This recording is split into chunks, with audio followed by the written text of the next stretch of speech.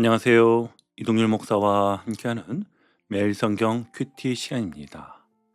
오늘 우리가 함께 나눌 본문은 창세기 11장 10절에서부터 30절 말씀입니다. 여러분, 성경을 읽다 보면 이야기가 갑자기 뚝 끊긴 것처럼 느껴지는 구간이 있습니다. 창세기 11장이 그렇습니다. 앞부분에서는 바벨탑 사건이 굉장히 강렬하게 펼쳐지지요. 사람들이 이렇게 말합니다. 자, 성읍과 탑을 건설하자. 우리 이름을 내자. 온 지면에 흩어짐을 면하자. 한마디로 말하면 하나님 없이도 잘 살 수 있다는 선언이었습니다. 하늘을 향해 쌓음탑이 아니라 자기 존재를 증명하려는 인간의 교만이었지요. 그리고 하나님은 그 일을 멈추십니다. 언어를 혼잡하게 하시고 사람들을 흩으셨습니다. 여기까지 읽으면은요, 이런 질문이 자연스럽게 떠오릅니다. 그럼 이제 끝인가? 인류는 또 실패한 건가? 그런데 바로 그 다음에 성경은 아주 조용한 문장으로 방향을 바꾸는데요. 10절을 한번 보실까요? 셈의 족보는 이러하니라. 아멘. 여러분, 이게 우연일까요? 아닙니다. 이거는 하나님의 의도적인 전환이었지요. 사람들이 자기 이름을 세우려던 이야기 다음에 하나님은요, 이름 없는 족보를 꺼내 드시는데요. 왜냐하면 하나님은 언제나 이렇게 일하시기 때문입니다. 인간이 크게 외칠수록 하나님은 조용히 시작하십니다. 세상은 탑을 세우지만 하나님은 사람을 준비하십니다. 이 족보는요, 지루한 기록이 아니라 구원의 방향을 다시 여는 출발점인 것입니다. 자, 이제 10절부터 천천히 들어가 보겠습니다. 셈의 족보는 이러하니라. 여기서 중요한 거는요, 족보가 나온다는 사실보다 왜 다시 셈의 족보인가입니다. 이미 10장에서는 셈과 함, 야벳의 족보가 모두 나왔습니다. 그런데 11장에서 다시 셈을 꺼냅니다. 이건 분명한 메시지인 것이죠. 하나님은 모든 인류를 보시지만 약속의 흐름은 분명히 구분해서 이어가신다는 뜻입니다. 특히 눈여겨봐야 할 인물이 있습니다. 14절에 에벨, 그리고 16절에 벨렉입니다. 벨렉의 이름 뜻은 나눔이라고 우리 10장에서 나누었지요. 왜 이런 이름이 붙였다고 하였지요? 바로 그의 시대에 세상이 나뉘었기 때문입니다. 좀 더 깊게 묵상한다면 바벨탑 사건, 하나님은 대적하던 거대한 흐름 속에서 모든 사람이 같은 방향으로 갈 때 누군가는 하나님 쪽으로 조용히 갈라져 나갔다는 뜻인 것이지요. 여러분, 이게 정말 중요합니다. 성경은 말하지 않습니다. 그들이 대단했다, 그들이 숫자가 많았다, 이렇게 말하지 않습니다. 성경은요, 이렇게 말하지요. 하나님은 그 갈라진 한 줄기를 보고 계셨다. 이는 신학적으로 아주 중요한 포인트입니다. 구원은 항상 다수결로 이루어지지 않습니다. 언제나 하나님은요, 늘 남은 자, 조용히 남아있는 사람을 통해 일하십니다. 이 모습이 오늘 우리의 삶과도 참 많이 닮아 있지요. 회사에서 이런 순간 한 번쯤 있지 않습니까? 다들 편법을 쓰는데, 다들 그렇게 한다고 말하는데 혼자만 마음이 불편해서 멈칫하게 될 때 말입니다. 가정에서도 그렇습니다. 다들 바쁘다고 신앙은 뒤로 미루는데 나 혼자 예배와 말씀을 붙잡고 있는 것 같을 때요. 교회 안에서도 마찬가지입니다. 사람 많고 프로그램 많은 게 성공처럼 보이는데 정작 하나님 앞에서는 마음이 비어있는 느낌이 들 때가 있습니다. 여러분, 그때 하나님은 어디를 보실까요? 바벨 쪽을 보지 않으십니다. 에벨의 계보를 보십니다. 눈에 띄지 않아도, 성과가 없어 보여도 하나님은요, 약속의 방향을 놓치지 않으십니다. 그래서 족보가 이렇게 이어집니다. 아르박삿, 셀라, 에벨, 벨렉, 루, 수룩, 나홀, 그리고 데라. 읽다 보면 솔직히 숨이 찹니다. 이름이 왜 이렇게 많아 싶지요? 그런데 이 족보가 전하는 메시지가 분명합니다. 하나님은 한 세대도 대충 넘기지 않으신다. 사람 눈에 의미 없어 보여도 하나님 눈에는 전부 과정이다. 우리 인생도 그렇지 않습니까? 특별한 일은 없고 매일 반복되는 하루, 이름 없이 지나가는 시간. 그런데 하나님은요, 그 하루하루를 통해 아브라함이 나올 길을 준비하고 계셨습니다. 자, 이제 우리 삶으로 조금 더 가까이 들어가 보겠습니다. 오늘 하루를 돌아볼 때 이런 질문을 스스로에게 던져보면 좋겠습니다. 나는 지금 바벨의 흐름 위에 서 있습니까? 아니면 셈의 계보 위에 서 있습니까? 이건 거창한 질문이 아닙니다. 아주 현실적인 질문입니다. 오늘 내가 내린 결정 하나, 오늘 내가 선택한 말 한마디, 오늘 내가 포기하거나 붙든 기준 하나, 그 선택은 어디에서 나온 것이었을까요? 예를 들어 이런 겁니다. 회사에서요, 이번만 그냥 넘어가자라는 말이 나올 때 나는 아무 말 없이 바벨 쪽에 서 있었는지, 아니면 조용히라도 기준을 지켰는지. 또 가정에서 기도할 힘이 없어서 그냥 넘기려다 그래도 짧게라도 하나님 앞에 서 있었는지. 교회에서는 사람 눈치를 더 봤는지 하나님 마음을 더 살폈는지. 여러분, 오늘 말씀은 우리에게 대단한 일을 하라고 말하지 않습니다. 방향을 점검하라고 말합니다. 어느 계보 위에 서 있는지를 보라고 말을 합니다. 오늘 하루 딱 하나만 실천해 보세요. 사람들이 다 그렇게 하는 세상적인 선택 말고 말씀 앞에서 마음이 편해지는 선택, 이 하나를 택해 보십시오. 그 선택이요, 바로 하나님이 이어가시는 약속의 계보 위에 내 삶을 올려놓는 순간이 될 것입니다. 자, 여러분, 이제 27절로 가볼까요? 여기서부터 성경이 갑자기 카메라를 바짝 당깁니다. 앞에서는 긴 족보였는데 이제는 한 집안의 이야기로 들어가지요. 27절입니다. 데라의 족보는 이러하니라. 데라는 아브라함과 나홀과 하란을 낳고 하란은 롯을 낳았으며. 아멘. 여러분, 이름이 한눈에 딱 정리되는데요.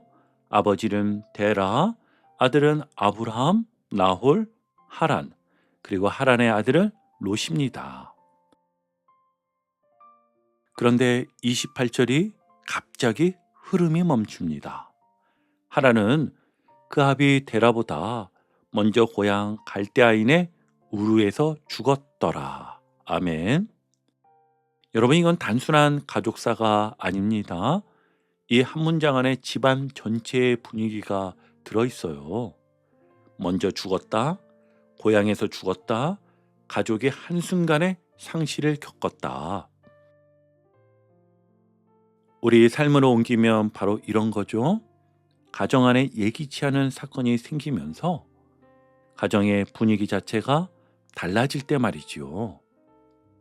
어느 날 갑자기 부모님의 병환이 시작되고 가족의 경제가 흔들리고 관계가 뒤틀리고 마음이 꺾이고 이제 우리 집은 앞으로 무엇을 붙잡고 가야 하나 싶을 때요. 바로 그런 자리에서 29절이 이어집니다. 함께 볼게요.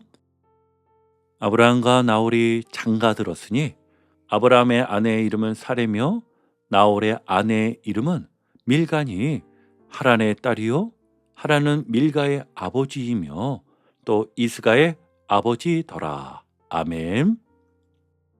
여러분, 성경이 왜 이렇게 자세히 이름을 적을까요? 이건 하나님이 역사하시는 무대가 현실 한가운데라는 뜻인 것이지요. 아브라함의 아내는 사레, 나홀의 아내는 밀가, 그리고 관계가 어떻게 연결되는지까지.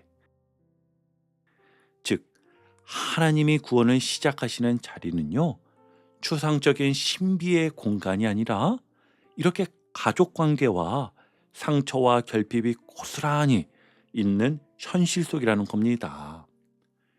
여기서 오늘 두 번째 단락이 전하는 메시지가 분명해집니다. 하나님의 약속은요, 좋은 조건에서 시작되지 않습니다. 하나님은 완벽한 집안을 골라 쓰시는 게 아니라 깨진 현실 속에서 한 사람을 부르심으로 세기를 여시더라는 겁니다. 여러분, 이게 왜 우리에게 큰 위로인지 아십니까? 정말 많은 분들이 이런 생각을 하거든요. 내 가정이 좀 더 정돈이 되면, 내 형편이 좀 나아지면, 내가 좀 더 준비되면 하나님이 쓰시겠지? 그런데 오늘 본문은 정반대로 말합니다. 하나님은 준비된 사람을 찾으시는 분이 아니라 부르심으로 사람을 준비시키는 분입니다. 다시 한번요, 잘 들어보세요. 하나님은 준비된 사람을 찾으시는 분이 아니라 부르심으로 사람을 준비시키는 분이십니다. 아, 이 말씀이 내 삶의 이런 모습이구나. 바로 이 지점이에요. 지금 내 집안이, 내 마음이, 내 환경이 갈대아인의 우루처럼 복잡하고 무거워도 하나님은 그 자리에서 이름을 부르실 수 있다는 거. 그게 오늘 본문이 주는 현실적인 복음입니다. 자, 오늘 실천은 이렇게 가면 좋겠습니다. 내가 왜 이런 집안에서, 왜 이런 환경에서, 그 질문을 오늘은 한번 바꿔보는 겁니다. 첫째는요, 오늘 하루 내 인생의 우루 한 가지를 정확히 적어보세요. 예를 들면 이런 겁니다. 회사에서는 성과 압박 때문에 신앙이 계속 밀린다. 가정에서는 관계가 껄끄러워서 대화가 끊겼다.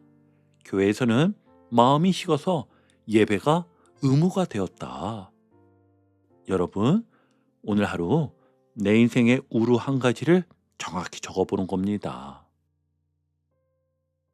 그리고 두 번째, 그 문장 끝에 딱 한 줄을 붙여보세요. 그럼에도 불구하고 주님은 여기서도 나를 부르실 수 있습니다. 매일 성경 여백에 바로 적어보세요. 그리고 세 번째, 마지막으로 작은 행동 하나로 옮겨보십시오. 무너진 관계가 있다면 오늘 먼저 짧은 안부 한 문장을 보내보는 겁니다. 마음이 눌려 있다면 잠들기 전 30초라도 주님, 제 이름을 불러주옵소서라고 기도해 보십시오. 신앙이 밀리고 있다면 오늘 날짜 매일 성경을 소리내어 한번 읽어보시길 바랍니다. 여러분, 하나님은요, 큰 결심보다 작은 순종을 통해 우리 발걸음을 실제로 옮기게 하십니다. 자, 이제 30절입니다. 오늘 본문의 마지막 구절인데요. 짧지만 정말 무겁습니다. 사레는 임신하지 못함으로 자식이 없었더라. 아멘. 여러분, 이 말이 당시에는 어떤 의미였을까요?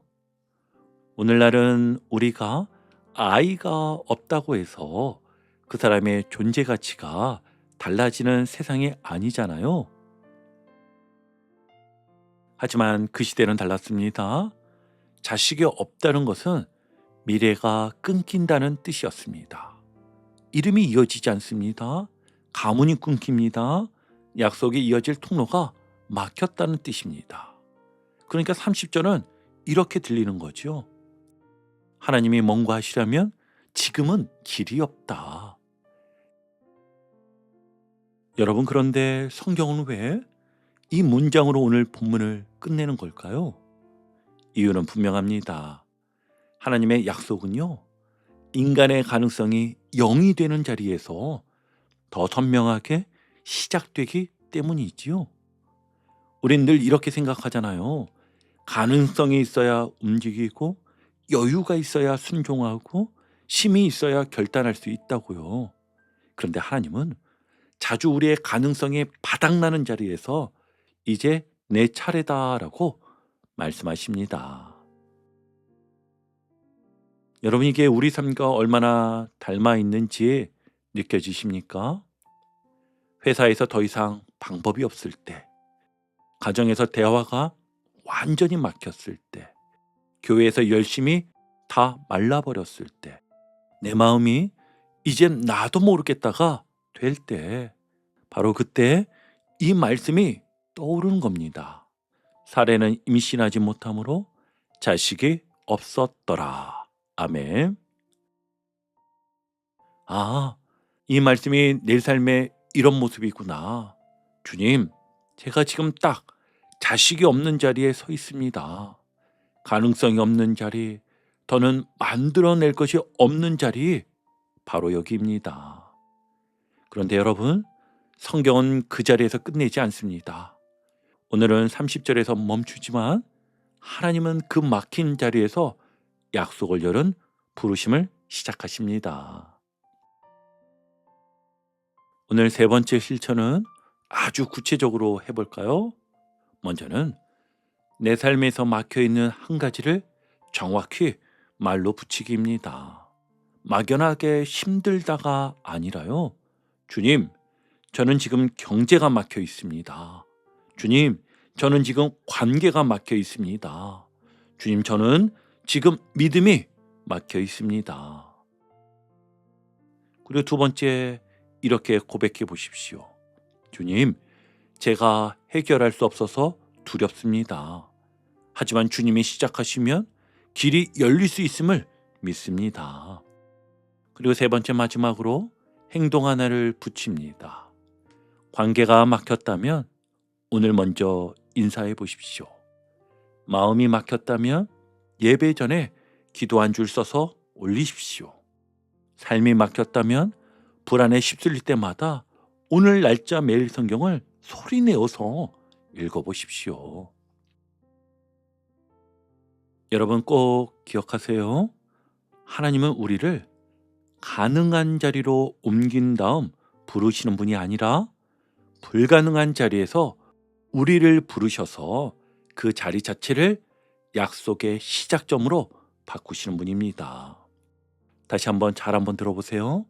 하나님은 우리를 가능한 자리로 옮긴 다음 부르시는 분이 아니라 불가능한 자리에서 우리를 부르셔서 그 자리 자체를 약속의 시작점으로 바꾸시는 분이십니다. 이제 오늘 큐티를 정리하며 마무리하겠습니다. 오늘 창세기 11장 말씀은요, 우리에게 분명하게 말해줍니다. 약속은 조건이 갖추어질 때 시작되는 것이 아니라 하나님이 부르실 때 열린다. 바벨처럼 커 보이는 세상 한가운데서도 하나님은 조용히 약속의 계보를 지키셨고, 갈대아인의 우르처럼 복잡한 현실 속에서도 한 사람의 이름을 불러 새 역사를 준비하셨지요. 혹시 지금 여러분의 삶이 막혀 보이고 가능성이 없어 보이고 여기서 더는 안 될 것 같다는 생각이 드는 자리라면 바로 그 자리가 하나님이 부르심을 시작하시는 자리일 수 있습니다. 오늘도 우리를 부르시는 하나님 앞에서 조건이 아니라 순종으로, 가능성이 아니라 믿음으로 한 걸음 내딛는 은혜가 있기를 주님의 이름으로 축복합니다. 아멘. 오늘도 복음의 기쁨과 확신으로 승리하는 하루 되시길 축복합니다. 함께 해주셔서 감사합니다. 내일 큐티 시간에 다시 뵙겠습니다.